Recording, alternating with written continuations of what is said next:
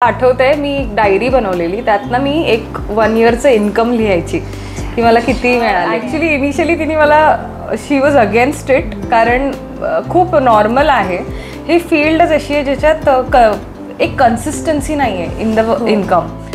जसं ओरडलं ना, पण तेव्हा मी न्यू होती, मी बाथरूममध्ये जाऊन एवढी रडली एवढी. हाय हॅलो नमस्कार, मी अलिशा खेडेकर तुम्हा सर्वांचं स्वागत करते आपल्या मराठी चित्रसृष्टी या यूट्यूब चॅनलवर. खरं तर आज आपण एका अशा आर्टिस्टसोबत गप्पा मारणार आहोत जिने सेलिब्रिटीच्या लग्नांमध्ये स्वतःच्या मेहंदीच्या कौशल्याने अनेक रंग भरले. आज आपण गप्पा अशा व्यक्तीशी मारणार आहोत जिने आपल्या कौशल्याने अनेकांना भारावून सोडलं. तिचं नाव आहे कोमल खोत आणि तिच्या आईसोबतही आपण आज गप्पा मारणार आहोत. चला तर मग. हॅलो हॅलो, कशा आहात? बरी बरी, तुम्ही कशा आहात? मस्त. Thank you for invite me firstly. I was not expecting, कारण नवरात्रीचे every year I don't know coincidentally माझे इंटरव्ह्यूज होतात, सो थँक्यू फॉर दॅट. खरं तर हा देवीचाच आशीर्वाद म्हणावा. हो नक्कीच. असं म्हटलं जातं की नवऱ्याचं प्रेम असलं की मेहंदी रंगते. ह्या मताशी किती सहमत आहे? ह्या मताशी मी बिलकुलही सहमत नाही आहे. ह्याच्यात कम्प्लिटली फर्स्टली तर आर्टिस्टचा त्याच्यात क्रेडिट जातं 50% आणि 50% इज बॉडी हीट. पण आम्ही एक सांगतो ब्राईड्सना की कलर आला तर आमचा क्रेडिट आहे, नाही आला तर तुमच्या नवऱ्याचं तुमच्यावर प्रेम नाही आहे. बरं, ह्या प्रवासाला कशी सुरुवात झाली? Long story. 2015मध्ये मी स्टार्ट केलं, म्हणजे मी कोर्स केला एक नॉर्मल ग्रॅज्युएशनमध्ये असताना. अँड देन पोस्ट दॅट मी स्टार्ट केले असेच ऑर्डर्स घ्यायला, bridal bookings and all.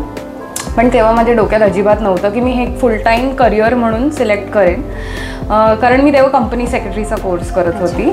So post that हळूहळू मला स्कोप कळत गेला, जसं मी खूप लोकांना भेटले फ्रॉम सेम कम्युनिटी. त्याच्यानंतर मग आय डिसाइडेड, आणि लकीली इंस्टाग्रामचं मला तेव्हा खूपच हेल्प झाली, बिकॉज आय थिंक 2019-20च्या आसपास माझे 100K फॉलोअर्स झालेले. वा. सो मी मग डिसाईड केलं की as a full time career म्हणूनच मला हे सिलेक्ट करायचं आहे. So yeah, that's how I ended up here. खरं तर एखाद्या कलेला बिझनेसशी जोडताना खूप तडजोडी येतात. Yes. तुला किती आल्या? टचवूड लकीली मला नाही आला, बिकॉज मी ते चालू केलं that time I was a student. त्याच्यामुळे पैसे एवढे कमवायचे असं काही माझं मेन मोटो नव्हता, बट ऑल्सो रिस्पॉन्सिबिलिटी नव्हती. सो मी स्लोली एक महिन्यातून 2 ब्राईड्स झाले. सो त्यात आय वॉज हॅपी. मग वर्ड ऑफ माउथनी हळूहळू माझे क्लायंट्स बिल्ड झाले. त्या पिरियडलाच मला आय थिंक 3-4 वर्ष गेले.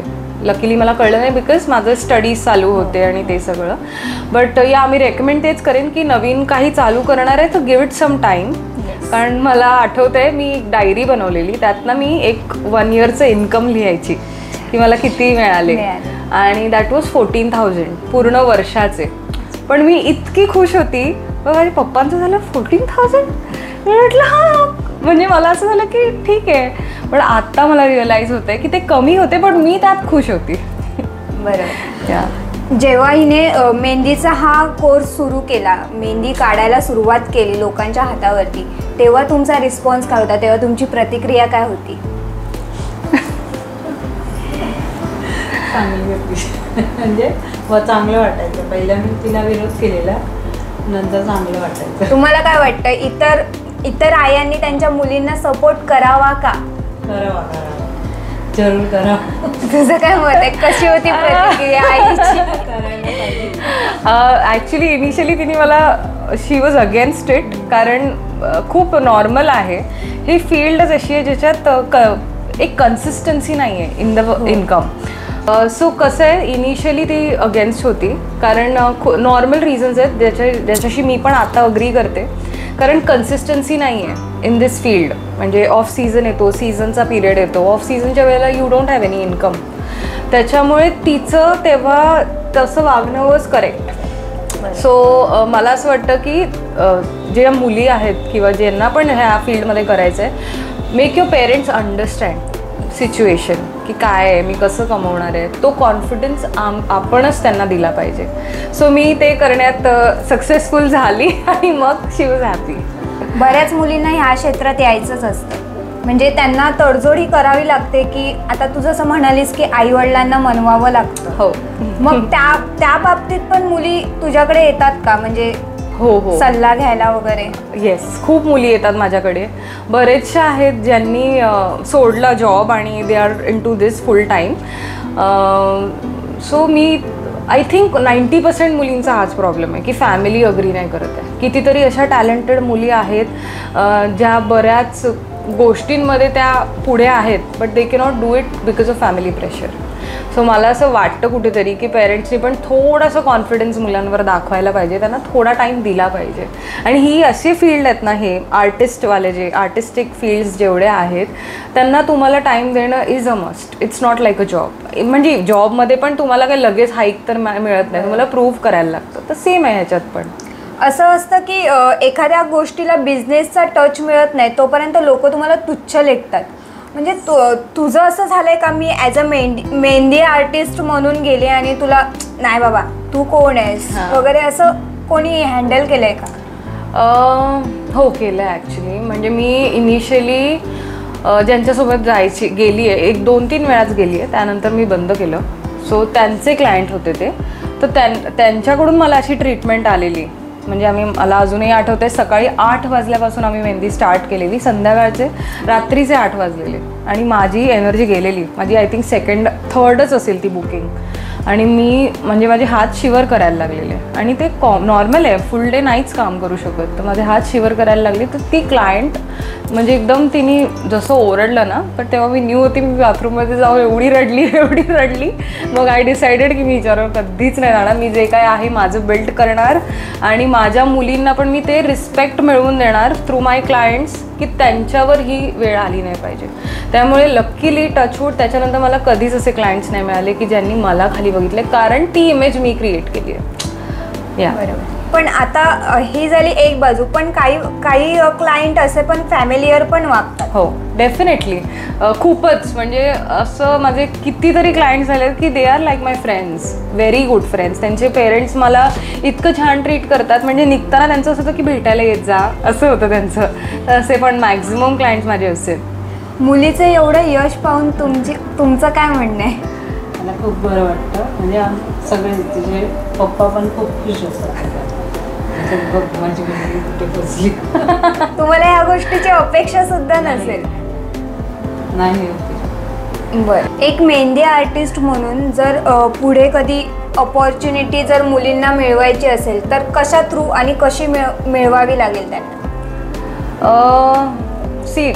बरेच लोकांचा असा एक असतो म्हणजे पॉईंट ऑफ व्ह्यू की कशाला शिकायला पाहिजे, आपल्याला येतं तर आहे. बट आय थिंक तुम्हाला जर थोडंसं येतं आहे, तुम्हाला वाटतं आहे, तर शिकून घ्या. माझ्याकडून नाही तर बरेच आर्टिस्ट आहेत, तुम्हाला तुमच्या एरियामध्ये तुम्ही रिसर्च करू शकता. मग त्यांच्याकडून शिकून तुमचं पोर्टफोलिओ क्रिएट करा. म्हणजे पैशांच्या मागे पळायचं नाही आहे, आधी कामाच्या मागे पळायचं आहे, काम कलेक्ट करायचं आणि मग त्याचेच तुम्ही जास्त पैसे घेऊ शकता. सो करायला काहीच हरकत नाही आहे, but patience is the key. तुम्हाला ह्या पूर्ण जर्नीमध्ये खूप पेशंट राहावं लागणार, मगच तुमच्याकडे हळूहळू काम येईल. बरेच असे सिच्युएशन्स होतात ज्याच्यात खूप डिमोटिवेटिंग फील होतं, स्पेशली ऑफ सीझनमध्ये, कारण काम नसतं. मी जरी क्लासेस घेते, मला तर असं होतं की जे क्लासेस पण नाही घेत त्यांच्यावर काय होत असेल, कारण एक स्पेसिफिक पिरियड येतो ना की त्याच्यात इन्कमच नसते. सो तेव्हा अननेसेसरी ते थॉट्स येतात की मला हे करायचंच नाही आहे, किंवा मे बी क्लायंट्स तसे चांगले नाही आले, मला जास्त नाहीत पण वर्षातून एक क्लायंट मिळतो की ज्याच्याने खूपच मेंटली डिस्टर्ब व्हायला होतं. बट ठीक आहे, मग नेक्स्ट डे मी नॉर्मल झाल्यावर मग मला असं होतं की नाही मला हेच करायचं आहे. बरं, एक तर तू मेहंदी आर्टिस्ट आहेस आणि मेहंदी आर्टिस्ट होण्याच्या आधी एक काळ वेगळा असेल आणि मेहंदी आर्टिस्ट झाल्यानंतर एक काळ वेगळा असेल. कसा होता तो एक प्रवास? खूप सुंदर. इनिशियल फेज फुल स्ट्रगलमध्ये गेला आहे. म्हणजे मी कमी पैशात काम केलं, बट लकीली मला पैशाचा एवढा ग्रीड नव्हता म्हणून मला ते कधी फील नाही झालं. बट तेव्हा आणि आत्ताच्या सिच्युएशनमध्ये इफ यू विल कम्पेअर, मला खूप अमाऊंट ऑफ रिस्पेक्ट मिळालं आहे. लकीली मनी पण तेवढं मिळालं आहे आणि खूप चांगली लोकं भेटली आहेत बिकॉज ऑफ दिस जर्नी. मला असं वाटतं मी आता जी कॉन्फिडंट झाली आहे, आणि मला एवढं कॉन्फिडेंटली बोलता येते सगळं त्यामुळेच, कारण मी एवढ्या लोकांना भेटली आहे ना, त्यांच्याकडून मला सगळ्यांकडून काही ना काहीतरी शिकायला मिळतं. सो या there is a huge difference in the situation. एकंदरीत सेलिब्रिटींची जेव्हा तू मेहंदी काढतेस तेव्हा तू मेहंदी आर्टिस्ट असतेस, पण तुझं लग्न झाल्यानंतर काय कोण असं म्हणजे काय होती सिच्युएशन? मी आधी खूप असे प्लॅन्स केलेले की मी ह्यांना बोलवेन, हे मोठे आर्टिस्ट आहेत त्यांना बोलवेन, बट जसं जसं टाईम गेला माझे स्टुडंट्स इतके छान मेहंदी काढायला लागले की माझ्या स्टुडंट्सनीच माझी मेहंदी केली. मी असे तिघांना बसवलेले, तिघांनी माझ्याकडे शिकलेले आहेत, मग मला माहिती आहे ते माझे टँट्रम्स घेऊ शकतात, मग मी त्यांनाच सांगितलं. खरं तर आज आपल्या अनेक प्रेक्षक आपल्या ही चर्चा बघणार आहेत, मग तू त्यापैकी म्हणजे ज्या आता ह्या क्षेत्रात उतरणार आहेत मुली, त्यांना काय टिप्स देशील? काय नाही, करा, तुम्हाला वाटतंय, तुमचं मन आहे तर मी तर सांगेन की गिव्ह इट अ ट्राय. कारण जोपर्यंत तुम्ही ती गोष्ट करत नाही तोपर्यंत तुम्हाला कळणार नाही तुम्हाला जमते की नाही, आणि जास्तीत जास्त काय होईल म्हणजे तुम्ही फेल व्हाल, बट ठीक आहे, मग you will get an option आणि ते रिग्रेट राहणार नाही लाईफमध्ये की मी हे केलं नाही. सो मला असंच आहे की तुम्ही करा, गायडन्ससाठी मी आहे. तुम्हाला जेव्हा पण कॉन्टॅक्ट करायचं आहे माझा इंस्टाग्रामवर पण नंबर पण आहे, तर I can get in touch with you all, आणि या ऑल द बेस्ट. आज जर तुला मी म्हटलं की आईला थँक्यू आणि सॉरी म्हणायचं आहे तर कशासाठी? थँक्यू म्हणेन फॉर एव्हरीथिंग, कारण माझे टँट्रम्स तीच घेऊ शकते. म्हणजे मी हे प्रोफेशन असं आहे ना की सकाळी उठून लगेच निघावं लागतं. सो मला लग्नाआधी जे स्ट्रगल, कारण जो स्ट्रगल तेव्हा होता तो आता नाही आहे की मला अगदीच 7ला निघायचं आहे किंवा 6:30ला निघायचं. तेव्हा मी सकाळी उठून 6ला पण निघायची आणि रात्री 2 वाजता यायची. पण मग कम्प्लीट मला सपोर्ट केला आहे मम्मीने, बिकॉज मी सकाळी उठली की नाश्ता ती माझ्या हातात द्यायची, मी सगळं तसंच टाकून जायची, आणि मग रात्री आल्यावर पण मी फोन करून तिला सांगायची मला हे हवं आहे खायला, प्लीज बनव. तर ती प्लीज पण नाही बोलायची. तर she is always there for me. मी तिला कधी सांगत नाही आहे, पण तिने खूप केलं आहे माझ्यासाठी. सो फॉर दॅट मी खूप ग्रेटफुल आहे. सॉरी मी म्हणेन की मी खूप फटकळ आहे, मी बस उठसूट तिला काही नाही काहीतरी बोलत राहते. सो फॉर दॅट मी तिला सॉरी बोलेन. येस.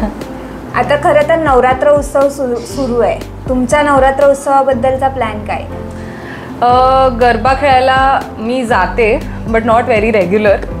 जसं आधी मी जायची, आधी मी न चुकता एव्हरी डे आम्ही कुठे ना कुठे गरबा खेळायला जायचो. आता because of time and everything एवढं पॉसिबल नाही होत, बट मला खूप आवडतो हा फेस्टिवल. असा आहे ना, म्हणजे आता मला डान्स करायला खूप आवडतं. सो ॲटलिस्ट आपण फ्रेंड्सना भेटतो, मग जातो, तो टाईम स्पेंड करतो. सो मला तर खूप आवडतं फेस्टिवल्स, आय लाईक इट. खरं तर आपल्यातले गुण दुसऱ्यांना माहिती असतात, पण तुला काय वाटतं तुझ्यात कोणता देवीचा एखादा गुण उतरावा? कामनेस.